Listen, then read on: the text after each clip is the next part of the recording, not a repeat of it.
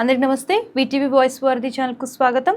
మనతో ప్రముఖ ఆధ్యాత్మికవేత్త అలాగే ఆస్ట్రాలజర్ అయినటువంటి ప్రొఫెసర్ డాక్టర్ ముర్లపూడి సత్యనారాయణ మూర్తి గారు ఉన్నారు. ఆయనతో కొన్ని విషయాలు చర్చిద్దాం. నమస్తే సార్. నమస్కారం మా సంతోషి.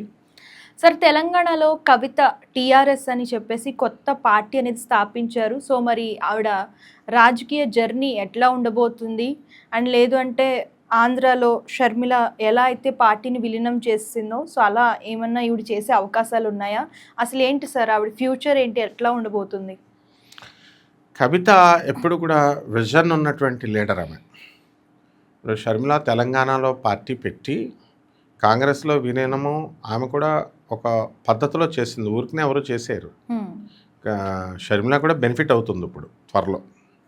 కాబట్టి ఎట్టి పరిస్థితుల్లో ఆ సమయం కోసం వెయిట్ చేయాలన్నమాట. కానీ షర్మిల జర్నీ వేరు, కవిత జర్నీ వేరు. వీళ్ళిద్దరూ కూడా రెండు కళ్ళ లాంటి వాళ్ళు, పులులు వీళ్ళు.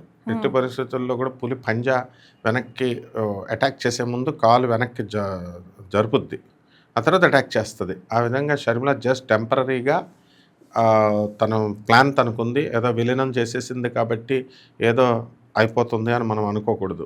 షర్మిల డెఫినెట్గా ఏ రోజుకైనా సరే అత్యున్నతమైనటువంటి క్యాబినెట్ మినిస్టర్ పోస్ట్ పొందుద్ది. ఇందులో డౌటే లేదు. ఆమె నా శిష్యురాలు. నెక్స్ట్ నెంబర్ 2 కవిత.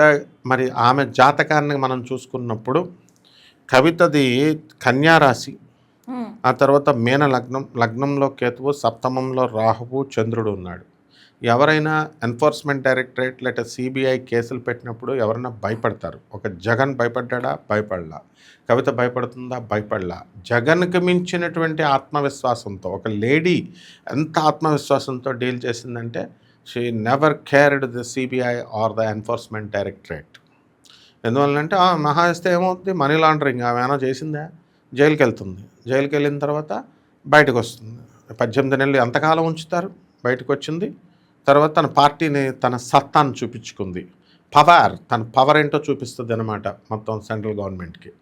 అట్లా తను కనిమొళి ఈ సిబిఐకి కేసెస్ పెట్టడం అనేటువంటి, సిబిఐ పెట్టేటటువంటి కేసెస్లో 85% ఫాల్స్ కేసెస్ ఉంటాయి, వీగిపోతాయి. అవన్నీ సాక్ష్యాలు చూపించరు. సిబిఐకి తెలుసు ఆ విషయం. మా ఈడీ కేసులో అయితే, మనీ లాండరింగ్ కేసులు అయితే ఇంకాను అవన్నీ ఏవి నిలబడవు. కాబట్టి షర్మిల ఒక కవిత ఒక తాత్వికవేత్త, ఒక ఫిలాసఫర్. జన్మంలో లగ్నంలో ఉన్నటువంటి కేతుగ్రహ ప్రభావం వలన ఒక గొప్ప ఫిలాసఫర్, అమ్మవారి భక్తురాలు ఆమె. అందువలన బతుకమ్మకి అనేటటువంటి ఈ యొక్క పండుగను మనం తీసుకొచ్చి తెలంగాణకి అంతటికీ కూడా సంస్కృతిని, తెలంగాణ సంస్కృతిని దేశాల్లో అంతర్జాతీయంగా ఆమె చాటి చెప్పింది. తెలంగాణ జాగృతి పార్టీ ద్వారా. ఇప్పుడు ఉదాహరణకి ఇప్పుడు ఎవరైనా బతుకమ్మ ఉయ్యాలో అంటూ ఆడవాళ్ళు ఆడతారు డ్యాన్స్. కానీ కవిత ఒక్కతే మొత్తం మగవాళ్ళు, వాళ్ళ కలెక్టర్లైనా, ఎస్పీలైనా, కమిషనర్స్ అయినా, డీజీపీలైనా, ఏ స్థాయి అధికారులైనా, చీఫ్ ఇంజనీర్లైనా, ఎవరైనా సరే వాళ్ళంతా ప్రేమతో కవిత తీసుకొచ్చినటువంటి చైతన్యంతో తెలంగాణ సంస్కృతి ఇది, మనం అందులో నాట్యం ఆడాలి, డ్యాన్స్ ఆడాలని ఆడవాళ్ళతో, మిగతా లేడీస్ కొలీగ్స్తో, ఆఫీసర్స్తో వాళ్ళు కలిపి ఆడడం, అది ఎంత చూడముచ్చటైనటువంటి గొప్ప విషయం. ఇది కవితకే సాధ్యమైంది. కవిత ఆ సంస్కృతిని నిలబెట్టింది. ఆఫీసర్స్లో అందరిలో కూడా చైతన్యం తీసుకొచ్చింది. ఒక స్త్రీ అని కానీ, ఒక పురుషుడని కానీ, ఒక తేడా అనేది మర్చిపోయి సంస్కృతిని గౌరవించాలి ప్రతి ఒక్కళ్ళు అనేటటువంటి చూపించింది. ఇక లిక్వర్ స్కామ్లో ఎందుకు ఇరుక్కుందంటే, సప్తమంలో రాహుచంద్రులు ఉన్నారు.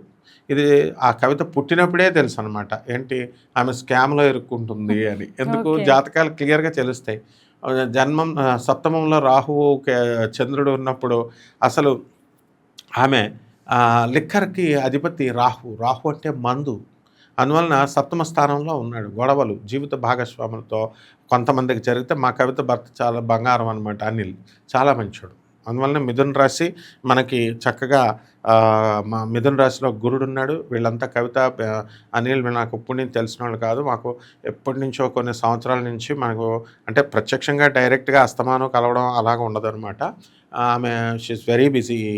ఆమె నా శిష్యురాలు కూడా. ఆమె విఎన్ఆర్ కాలేజీలో ఆమె చదువుకున్నప్పటి నుంచి నాకు తెలుసు. అండ్ ఆమె ఆమె పద్ధతులు కానీ, ఆమె డిసిప్లిన్ కానీ, ఆమె క్రమశిక్షణ, ఆమె ఆలోచన విధానము, ఆమె విజన్ ఇవన్నీ చాలా గొప్ప విషయాలు.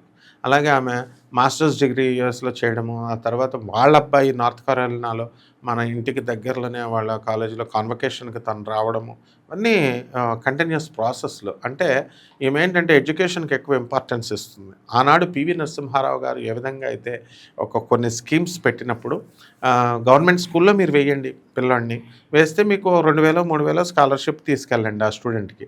ఇప్పుడు ఫుడ్ ఎలా పెడుతున్నారు ఈ యొక్క గవర్నమెంట్ స్కూల్స్లో, అట్లాగా జగన్ లాగా పూర్తిగా ఫ్రీగా మనం ఇచ్చేయకూడదు. ఈ సంక్షేమ పథకాల వ్యతిరేకం. ఆయన పూర్తిగా సంక్షేమ పథకాలను నమ్ముకొని దెబ్బతిన్నాడు ఆయన. అలా కాకుండా పివి నరసింహారావు ఎడ్యుకేషన్ లింక్ పెట్టాడు. అదేవిధంగా కవిత కూడా లింక్ పెట్టింది. ఎట్లా మొత్తం total free good will schemes అని ఉంటాయి. అది కలెక్టర్ చేతిలో ఉంటాయి. నారాయణ శ్రీ చైతన్య లాంటి కాలేజీలు కూడా కొన్ని సీట్లు కావాలనుకుంటే కలెక్టర్ దగ్గర వాళ్ళు అప్లికేషన్ పెట్టుకుంటారు. కొన్ని సీట్లు గవర్నమెంట్ వాళ్ళకి డబ్బు కడుతుంది ఫ్రీగా. అది మనకి పేద ప్రజలకి ఫ్రీగా ఆ స్కూల్స్లో చదివేటటువంటి వెసులుబాటుని ఇస్తుంది. అది కొంతవరకు పరిమితమైంది. ఇది ఆ విషయం కవితకు తెలుసు. అందువల్లనే కవిత ఏం చేసింది, ఎడ్యుకేషన్ రంగంలో విప్లవాలు, she wants to bring radical and revolutionary changes in the fields of education.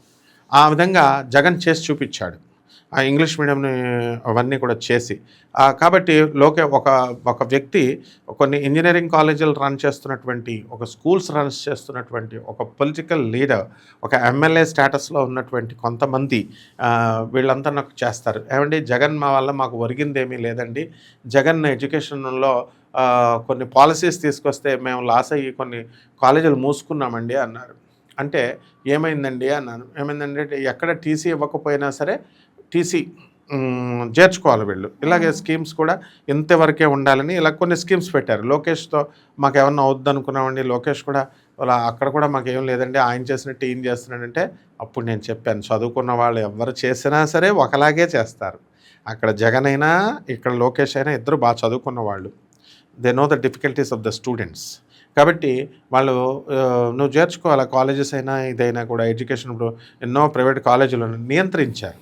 ఆ విధంగా కవిత కూడా ఆమె ఎడ్యుకేషన్ రంగంలో ఎక్స్పాండ్ చేసి ప్రైవేట్ స్కూల్స్లో ఉన్నటువంటి స్టూడెంట్స్ అందరికీ కూడా ఎడ్యుకేషన్ నేను ఫ్రీగా ఇస్తాను అంది. ఎస్ షీ కెన్ చేయగలదు. అదే పాంచజన్యం. ఆమె చెప్పినటువంటి పాంచజన్య సూత్రాలు, పంచశీల సూత్రాలని, పంచసూత్రాలని జవహర్లాల్ నెహ్రూ గారు పెట్టారు. ఇప్పుడు మన శ్రీకృష్ణుడు వాడినటువంటి శంఖం పాంచజన్యం, ఆ పాంచజన్యం ప్రమాణంగా ఆమె పెట్టుకుంది. రెండవది హాస్పిటల్స్ మొత్తం గ్లోబలైజేషన్ చేసింది.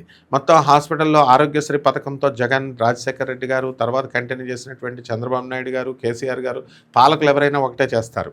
ఆ విధంగా ఈమె మొత్తము వైద్యమే ఫ్రీగా చేస్తానంది. Yes she can do it. ఎందుకంటే ఆల్రెడీ వీళ్ళు చేసి చూపించారు. ప్రైవేట్ హాస్పిటల్స్లో మనకి గవర్నమెంట్ హాస్పిటల్స్లోనే కాదు, ఆరోగ్యశ్రీ అని కాదు, కంప్లీట్గా ఫ్రీగా చేస్తాను ప్రతి ఒక్కళ్ళకి అంది. నెక్స్ట్ ఇట్లా ఆమె వేసుకున్నటువంటి పాంచజన్య సూత్రాలన్నీ కూడా ఎడ్యుకేషన్, ఫార్మర్స్కి కూడా కేసీఆర్ గారు ఎంతో లోన్లు ఇవ్వడం, అదే రేవంత్ రెడ్డి గారు కంటిన్యూ చేయడం, ఏ పాలకుడు కూడా బ్రేక్ చేయడు. దానికంటే వాళ్ళ ఫాదర్ పెట్టినటువంటి స్కీమ్స్కి తను మెరుగు చేయగలదు. తను ఇప్పుడు గోడకి ఒక డైమండ్ వెండి గిన్నెని ఆయన జారవేశారు. దాన్ని పాలిష్ చేయడం కవితకొచ్చు. సో బీఆర్ఎస్ చేసేటటువంటి ప్రతి స్కీమ్ని చాలా అందంగా అత్యద్భుతంగా కవిత గారు చేయగలదు.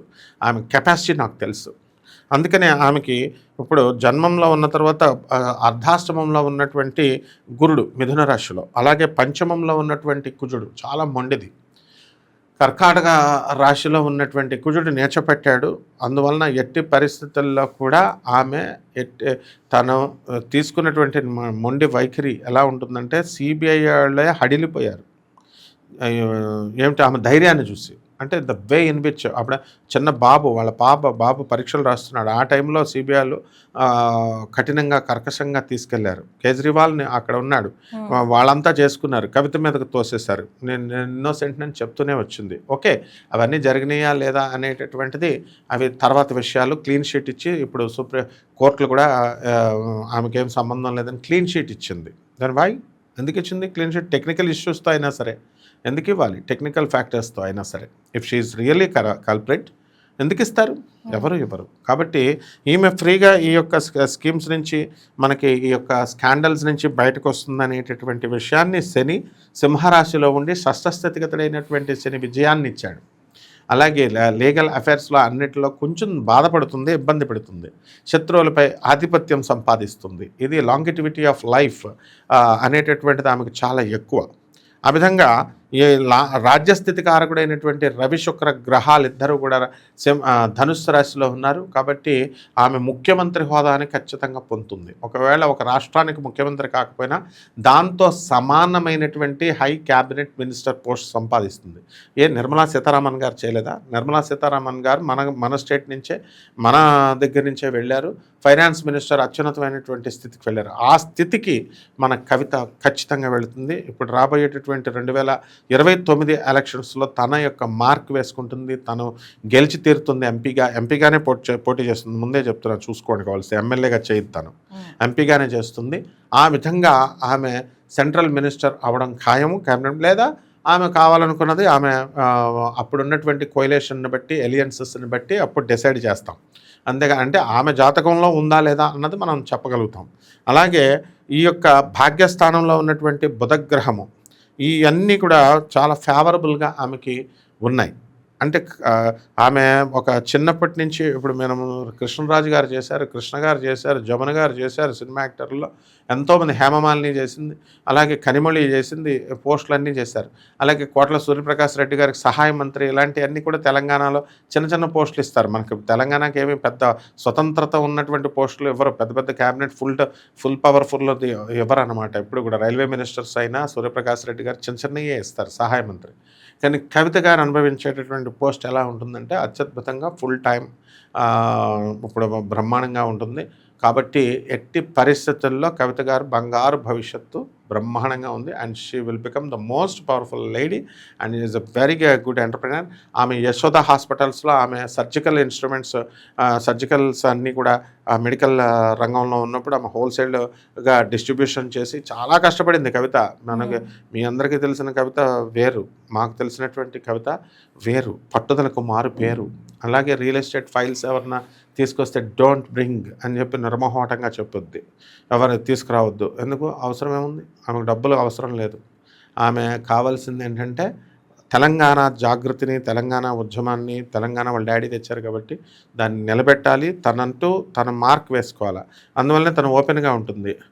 జన్మంలో ఉన్నటువంటి కేతుగ్రహం వల్ల ఎవరో సోది చెప్పేవాళ్ళు, వాళ్ళు చెప్తుంటే సీఎం అవుతావమ్మా అంటే నవ్వుకుంటూ అవుతానా సీఎం అని సరదాగా ఎంకరేజ్ చేస్తుంది. అలాగా మూఢనమ్మకాలు కాదు అక్కడ. Kavitha is very practical, she is very rational, she is with very scientific temperament and she is everything what she speaks will be full of logical consistency. కాబట్టి బంగారు భవిష్యత్తు ఉందమ్మా కవిత. గ్యారంటీగా ఒక అత్యున్నతమైనటువంటి స్థితికి పెద్ద క్యాబినెట్ మినిస్టర్ లేదా సీఎం అవ్వడం ఖాయం అనమాట.